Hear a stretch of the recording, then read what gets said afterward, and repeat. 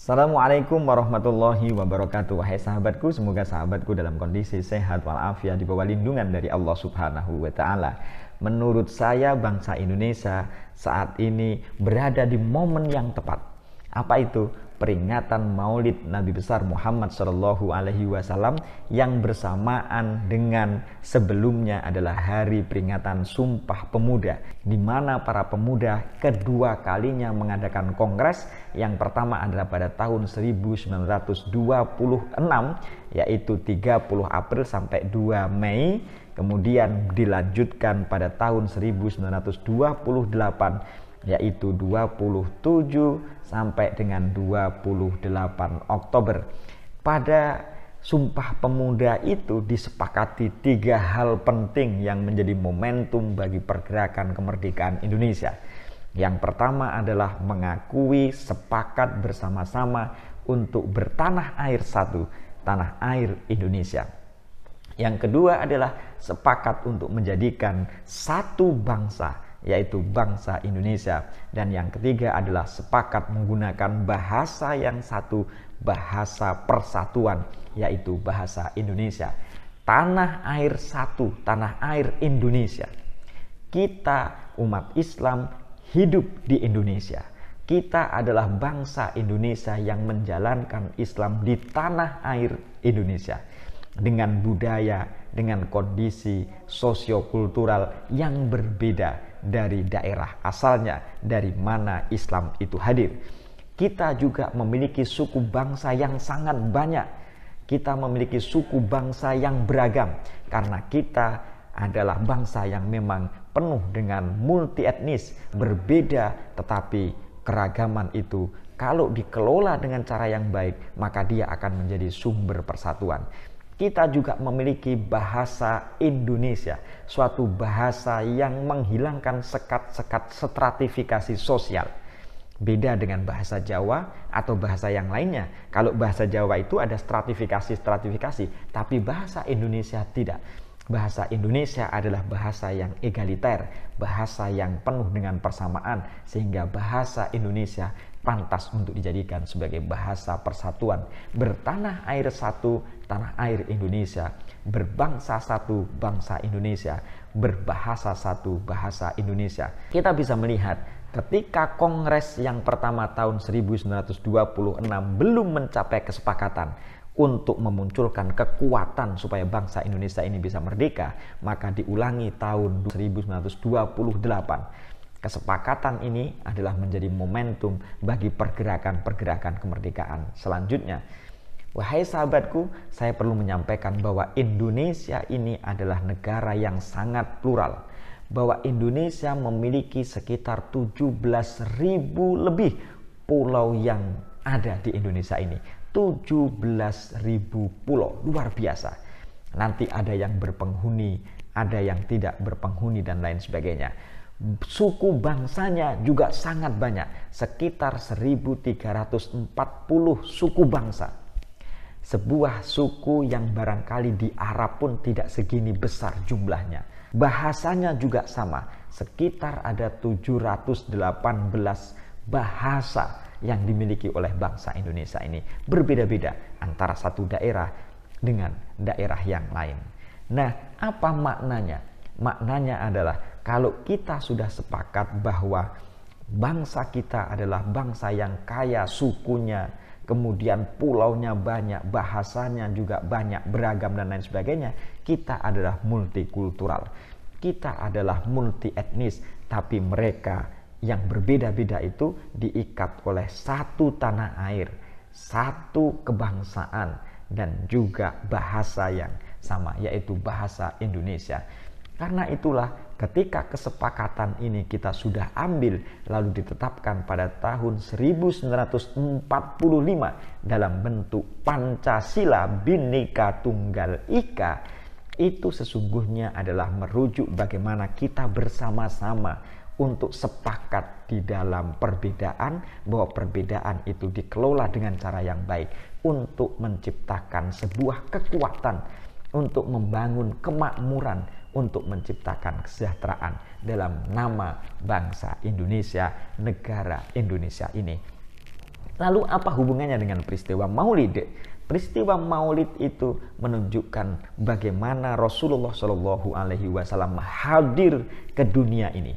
Satu, untuk memperbaiki akhlak, tentu untuk menanamkan keimanan, untuk memurnikan keimanan dari keimanan yang sebelumnya barangkali ada yang musyrik, tidak percaya kepada Allah Subhanahu wa taala, untuk melanjutkan perjuangan risalah yang telah dibawa oleh para nabi dan para rasul sebelumnya. Karena itulah untuk menyempurnakan akhlak. Akhlaknya kayak apa? Satu, akhlak orang-orang sebelum Islam datang, terutama orang-orang jahiliyah, adalah tidak menghargai wanita, tidak menghargai manusia sebagai manusia karena ada sistem perbudakan. Budak lalu dalam tradisi Islam, dalam hukum-hukum Islam nanti diangkat supaya dihilangkan secara perlahan-lahan. Tidak menghargai perempuan, menganggap manusia tidak selayaknya manusia, karena bagi mereka yang lemah, bagi mereka yang kalah perang, bagi mereka yang punya hutang, maka dia diposisikan sebagai budak. Dan ketika seseorang dijadikan sebagaimana budak, maka dia ibarat barang yang bisa dijual, yuba'u, bisa dihibahkan, yuhabu, bisa diwariskan, yurosu, dan lain sebagainya. Itu berarti memandang manusia tidak sebagaimana manusia, tidak memanusiakan manusia. Artinya bahwa kehadiran Rasulullah Shallallahu Alaihi Wasallam di muka bumi untuk memanusiakan manusia, menghargai harkat manusia, karena Allah telah memuliakan anak Adam. Maka penjajahan, persatuan, rasa untuk bersama menghargai manusia sebagaimana manusia yang lain, itu adalah awal di mana kita memunculkan kemerdekaan. Ketika penjajah datang ke Indonesia, itu menganggap bahwa bangsa Indonesia itu adalah orang lemah, dijajah, diperlakukan semaunya, diperlakukan sebagaimana budak. Bangsa Indonesia itu dijadikan sebagai orang yang bekerja secara tidak manusiawi.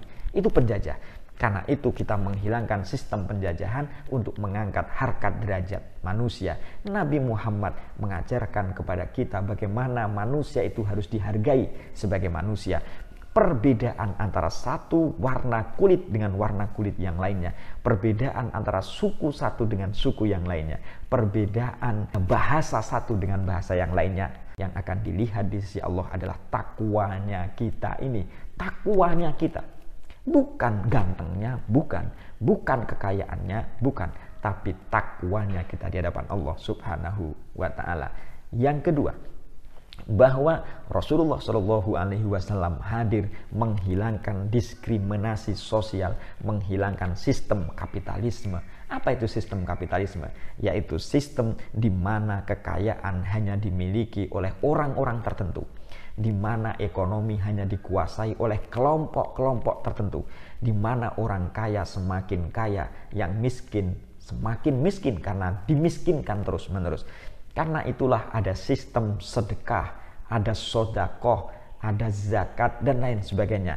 Karena itu zakat, sedekah, dan lain sebagainya adalah upaya bagaimana umat Islam itu menghilangkan sistem kapitalisme yang sifatnya kapitalistik, di mana orang dilarang untuk riba, di mana orang dilarang untuk mengambil keuntungan yang terlalu besar dalam proses perdagangan, di mana orang dilarang untuk bai'ul hurur, menjual tipu daya, perjualan yang tipu-tipu, dilarang oleh agama Islam.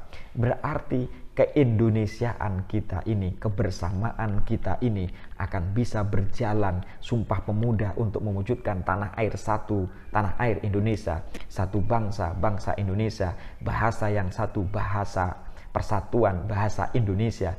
Itu bisa terwujud kalau misalnya sistem yang berjalan di antara kita adalah sistem yang menghilangkan kapitalistik, yang miskin dibantu oleh orang kaya, sementara orang kaya pun menyadari posisinya bahwa harta yang dia punya hanyalah titipan dari Allah Subhanahu wa taala juga.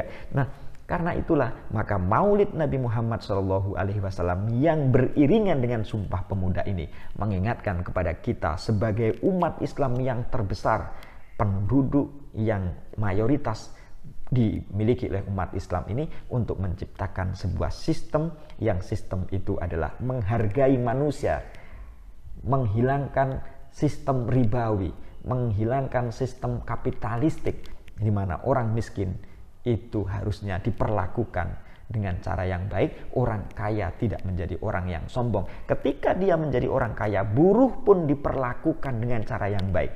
Kata Rasulullah, berilah kaum buruh, berilah pekerja itu upahnya sebelum keringatnya itu kering. Itu artinya bahwa umat Islam menghargai kelompok buruh. Bagi mereka yang bekerja kepada kita, maka pekerjakan dia sesuai dengan kemampuannya, bayar dengan dia profesionalitasnya sesuai dengan profesinya dan kemampuan yang dia miliki. Dan yang lebih penting lagi adalah bagaimana Rasulullah Shallallahu Alaihi Wasallam itu menjaga persatuan, menjaga akhlaknya. Tidak saja akhlak ini kepada sesama umat Islam, tapi juga kepada non-Muslim. Indonesia akan menjadi makmur, Indonesia akan menjadi damai, dan Indonesia menjadi besar ketika dia saling menghargai. Bukankah di dalam Al-Quran, bukankah di dalam sunnah Rasulullah Shallallahu Alaihi Wasallam dijelaskan bagaimana kita menjalin hubungan relasi antara umat Islam dengan umat yang lain? Semuanya telah ditata. Umat Islam itu akan menjadi ya'lu yu'la alaih kalau dia menjaga akhlaknya.